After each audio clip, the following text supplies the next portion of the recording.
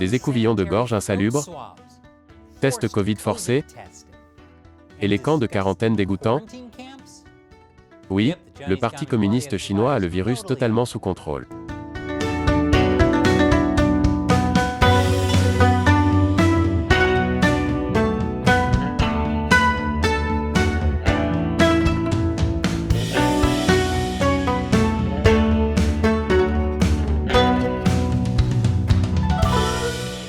Bienvenue à Chine non censurée, je suis Chris Chappell. Le coronavirus, ou ce que j'appelle le virus du PCC, est de retour en Chine. Non pas qu'il soit jamais parti. Mais maintenant, le variant Delta s'est étendu à au moins 15 villes chinoises. Selon les données officielles. Ce que nous savons tous est à peu près aussi digne de confiance que ces appels téléphoniques vous disant que vous avez gagné une nuit gratuite de Marriott Hilton. Ce que je veux dire, c'est que l'épidémie du virus du PCC est probablement beaucoup plus étendue que ces 15 villes. L'une de ces villes est Wuhan, l'épicentre d'origine du virus l'année dernière. Ils essaient de tester 12 millions de personnes. Mais comment diable peuvent-ils tester autant de personnes en quelques semaines? La réponse est des tests Covid entièrement automatisés. Vous mettez juste votre bouche sur le plastique, et essayez de ne pas vous étouffer, pendant que le robot de test du virus du PCC vous enfonce un écouvillon dans la gorge. J'espère juste qu'il y a un autre robot qui va désinfecter cette chose en plastique, sur laquelle tout le monde met la bouche. Ne vous inquiétez pas, vous n'attraperez pas le Covid de cette façon. Tant que personne devant vous n'a le Covid. Et le meilleur, ces machines peuvent aller n'importe où. Elles ont des roulettes. Maintenant, vous pourriez penser, je vais m'en tenir au test PCR manuel, merci beaucoup. Je veux dire, ils sont assez simplifiés, avec des patients qui entrent et sortent rapidement. Tellement rapides, que les personnes administrant les tests n'ont même pas le temps de changer leurs gants. Vous savez, plus je regarde les tests Covid efficaces de la Chine, plus je crains qu'ils ne propagent plus qu'ils ne détectent. Alors peut-être, devrions-nous prendre les chiffres liés au Covid officiellement signalés par la Chine avec des pincettes. Et par pincette, je veux dire une pincette.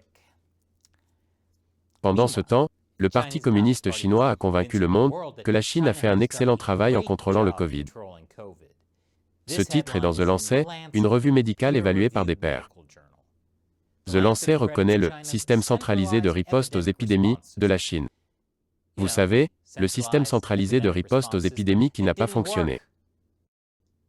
Et Nature Medicine, une autre revue médicale évaluée par des pairs, affirme que la réponse chinoise au coronavirus peut enseigner au reste du monde. Comme je l'ai déjà dit, The Lancet et Nature Medicine ont publié des articles d'opinion pour anéantir l'hypothèse de fuite de laboratoire, l'idée que le virus du PCC pourrait provenir de l'Institut de virologie de Wuhan. Et comme je l'ai également mentionné, les éditeurs de The Lancet et Nature Medicine ont des accords commerciaux avec la Chine. Quoi qu'il en soit, quels sont certains de ces grands enseignements que le reste d'entre nous est censé recevoir de la Chine?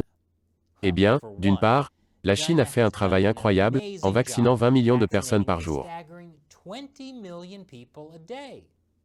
Oui, selon Nature, les scientifiques sont impressionnés par le raz-de-marée de la campagne de vaccination de la Chine, via laquelle elle administre actuellement près de 60% de toutes les doses de vaccin Covid-19 à l'échelle mondiale. Incroyable. Et je suis impressionné par la façon dont tout le monde accepte de se faire vacciner, même si un haut responsable a admis que les vaccins chinois ne sont pas très efficaces. Mais il est facile de mettre les gens d'accord, lorsque la Chine oblige les gens à se faire vacciner contre leur gré. Et voici des images de quelqu'un refusant de passer un test du virus du PCC. C'est ce qu'on appelle le « respect des caractéristiques chinoises ». Que pouvons-nous apprendre d'autre de la Chine? Qu'en est-il de la manière efficace dont ils arrêtent la propagation du virus, en scellant les gens dans leurs appartements, avec des barres de fer en travers de leurs portes? Quand cela ne suffit pas, ils scellent des quartiers entiers. Comme celui-ci à Wuhan, où les autorités ont érigé des murs avec des barbelés, pour garder tout le monde à l'intérieur. Ici, vous pouvez voir quelqu'un souder la porte fermée. Les autorités locales promettent à leurs citoyens qu'elles fourniront tous les éléments essentiels, comme la nourriture, pendant un confinement lié au Covid. Mais comme j'en ai parlé dans cette vidéo de février, cette promesse n'est pas toujours tenue. Ce type a été arrêté pour s'être plaint d'être affamé. Et c'est de sa faute. Il aurait dû faire l'éloge du Parti communiste. Affamer les gens est ce que les communistes font de mieux. Mais avec la propagation du variant Delta en Chine maintenant, les autorités chinoises adoptent une approche encore plus sévère que celle-ci. Ou celle-ci. Et des vidéos de cela ont été divulguées en ligne. Je vous montrerai après la pause. Bienvenue, il y a tellement de façons dont nous, en Occident, pouvons apprendre de la réponse du Parti communiste chinois au Covid. Au début de la pandémie, nous avons tous appris que la Chine avait construit 2 hôpitaux dédiés au coronavirus en un peu plus d'une semaine. Mais il s'avère que ce n'étaient pas vraiment des hôpitaux. Ils n'étaient que des énormes centres de quarantaine. Ce centre de quarantaine à Wuhan a l'air plutôt sympa, puisqu'il était destiné à être photographié par la presse. Mais une vidéo secrète de la ville de Jingmen montre un camp de quarantaine construit à la hâte, avec des barreaux à chaque fenêtre. C'est la quarantaine, 21 jours ici.